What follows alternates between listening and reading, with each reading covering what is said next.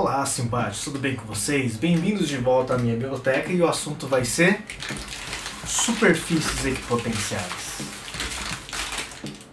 Pessoal, relembrando o cálculo de potencial elétrico gerado por uma carga elétrica, que nós já vimos na aula anterior, nós teremos o potencial elétrico gerado por uma carga V, que é medida em volts, vai ser a constante eletrostática do meio, que é aquele casinho que a gente não precisa decorar o valor, multiplicado pela carga que gera esse potencial, dividido pela distância. Lembrando que no sistema internacional nós devemos atentar aí para a carga elétrica ser medida em coulomb e a distância medida em metro. Qualquer unidade diferente dessas duas, a gente tem que fazer uma conversão antes. Agora vamos considerar uma carga elétrica situada num determinado ponto do espaço. Ao pegar um ponto a uma distância d dessa carga, nós vamos calcular um potencial que é dado pela forma que a gente acabou de ver. Se pegarmos infinitos pontos, todos a mesma distância dessa carga, nós vamos formar aí uma circunferência. Essa circunferência vai apresentar todos os pontos com exatamente o mesmo potencial. Essa linha nós chamamos de linha equipotencial. É claro que poderíamos estender nosso caso para o espaço, pegando infinitos pontos, nós teríamos aí uma esfera.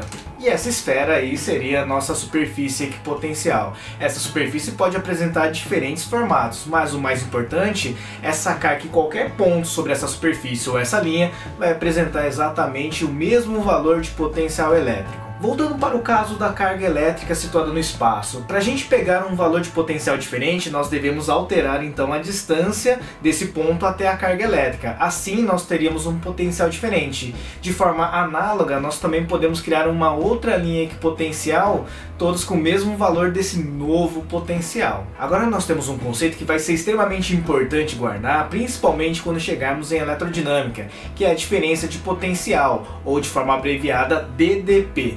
A nossa diferença de potencial, que nós chamamos de ΔV, vai ser o que? O potencial de um determinado ponto, que podemos chamar de VA, potencial do ponto A, menos o potencial do ponto B. Essa diferença de potencial nós também podemos representar pela letra U, vai ser bastante recorrente daqui a algumas aulas. Agora vamos ver como as linhas equipotenciais vão se relacionar com as linhas de campo ou as linhas de força, que nós já vimos algumas aulas atrás. Para ilustrar essa situação, vou considerar uma carga positiva situada no espaço.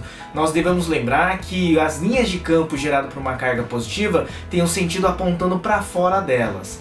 E aí eu vou representar duas linhas equipotenciais, valendo VA e VB. Note que o ângulo formado entre as linhas equipotenciais e as linhas de força é 90 graus, então essa é a primeira característica. Essas duas linhas são perpendiculares entre si. Outra característica é que as linhas de força sempre vão apontar no sentido decrescente do potencial elétrico, independente da carga que gera o potencial ser positiva ou negativa. Se a gente pensar numa situação de campo elétrico uniforme, a coisa não fica tão diferente, olha aí. Considere uma região entre duas placas carregadas eletricamente, um lado positivo e outro negativo. Nós já sabemos que as linhas de campo nascem nas positivas e chegam nas negativas. Lembrando da característica que acabamos de ver, as linhas equipotenciais precisam ser perpendiculares às linhas de campo.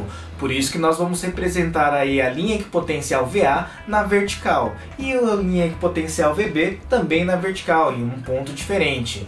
Considere aí ainda a distância que separa essas duas linhas equipotenciais como D. Em função dessa distância D que separa as duas linhas equipotenciais, nós podemos determinar a diferença de potencial conhecendo o campo elétrico através da seguinte expressão. A diferença de potencial, ou DDP, U, medida em volts, vai ser igual à intensidade do campo elétrico no campo elétrico uniforme, não vai ter alteração desse valor, multiplicado pela distância entre as linhas equipotenciais. Cuidado nessa hora, a distância entre as linhas equipotenciais é sempre a menor distância entre as duas linhas, porque se a gente pegasse uma linha e uma outra linha ao lado, nós podemos ter várias combinações de distância entre as duas, mas nós sempre usamos a menor distância entre elas. E de conceito para aula é isso, pessoal. Faça um seu resuminho, reveja a aula se for necessário, siga o roteiro, faça algumas questõezinhas e nos vemos na próxima.